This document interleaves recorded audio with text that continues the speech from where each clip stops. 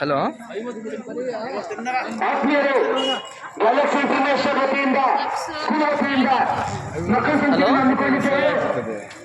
Madam ಹೇಳಿ madam.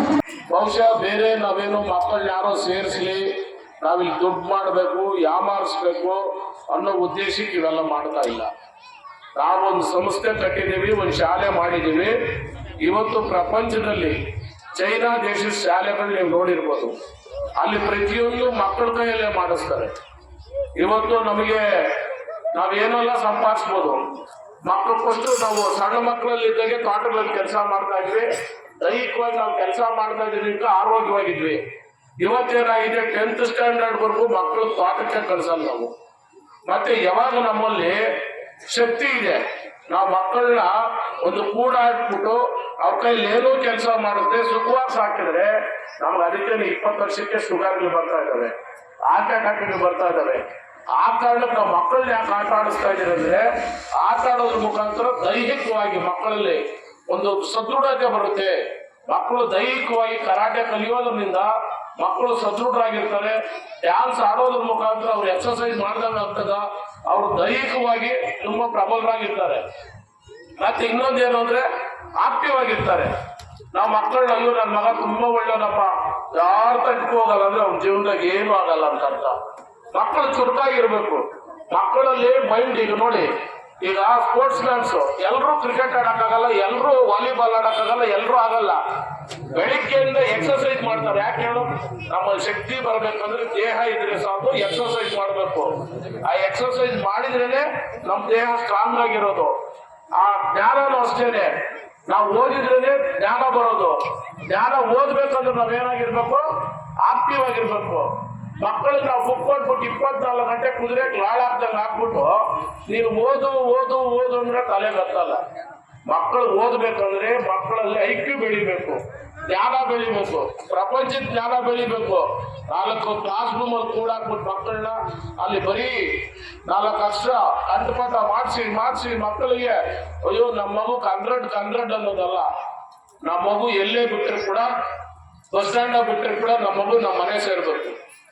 ನಮ್ಮ ಮಗುನ ಏನೇ ಅಂಗಡಿಗೆ ಕಳಿಸಿದ್ರು ಕೂಡ ಅಂಗಡಿ ನಮ್ಮ ಮಗು ಚಾಕಚಕ್ಯತೆಯಿಂದ ಅದನ್ನ ವ್ಯಾಪಾರ ಮಾಡಬೇಕು. ಆ ಒಂದು ಜ್ಞಾನ ನಮ್ಮಲ್ಲಿ ಐಕ್ಯೂ ಬೆಳಿಬೇಕು ಮಕ್ಕಳಲ್ಲಿ. ಆ ಕಾರಣಕ್ಕೆ ನಾವು ಇದು ಮಾಡ್ತಾ ಇದೀವಿ. ನಾವು ಯಾವುದೇ ಬೇರೆ ಏನು ಉದ್ದೇಶ ಇಲ್ಲ. ಎಲ್ಲರೂ ಅಂತಾರೆ, ಯಾಕೆ ಇವೆಲ್ಲ ಮಾಡಿಸ್ತೀಯಾ, ಇದರಿಂದ ಏನ್ ಪ್ರಯೋಜನ ಅಂತ. ನಮಗ್ ಪ್ರಯೋಜನನೇ ಈ ಮಕ್ಕಳು.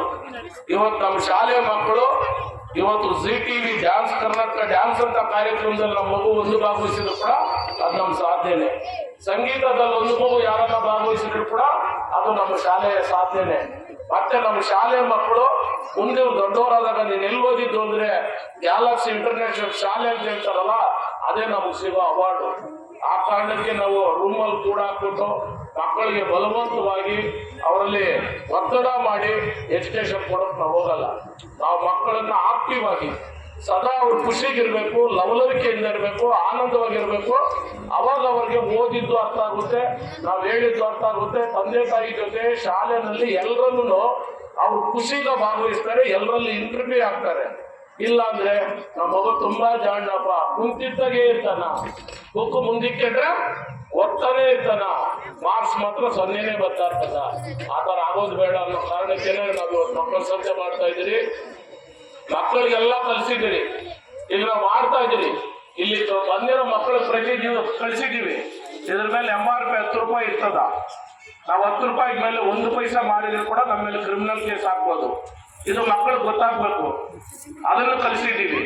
ಮತ್ತೆ ಇದು 10 ರೂಪಾಯಿ ಮಾರಬೇಕು ಅಂತಿದೆ, ನಮ್ಗೆ ಎಷ್ಟು ಬಿದ್ದಿದೆ ಅನ್ನೋದು ಗೊತ್ತಾಗ್ಬೇಕಲ್ಲ, ಅದನ್ನು ಕೂಡ ಮಕ್ಕಳು ಕಲಿಸಿದ್ದೀವಿ. ಆ ಕಾರಣಕ್ಕೆ ಇವತ್ತು ಮಕ್ಕಳ ಸಂತೆ ಮಾಡ್ತಾ ಇದ್ದೀರಿ. ಮಕ್ಕಳು ಮುಂದೆ ಬಹುಶಃ ದೊಡ್ಡ ಬಿಸ್ನೆಸ್ ಮ್ಯಾನ್ಗೆ ಯಾರಾದ್ರೂ ಆಗ್ಬೋದು.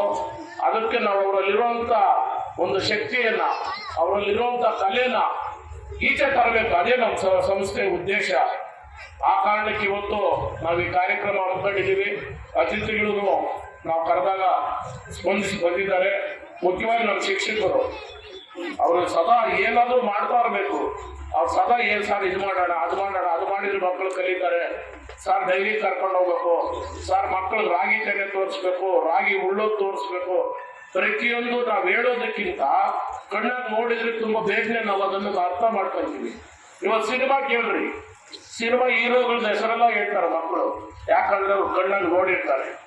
ಕಣ್ಣಾಗ ನೋಡಿ ಕಲಿಯೋದು ತುಂಬಾ ಮುಖ್ಯ.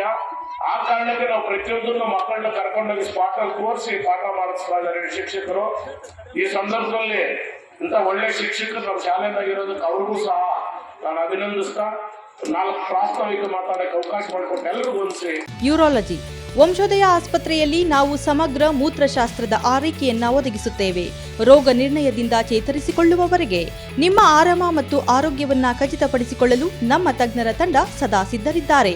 ಹೆಚ್ಚಿನ ಮಾಹಿತಿಗಾಗಿ ಸಂಪರ್ಕಿಸಿ 727770 72770 ಅಥವಾ 9141066685.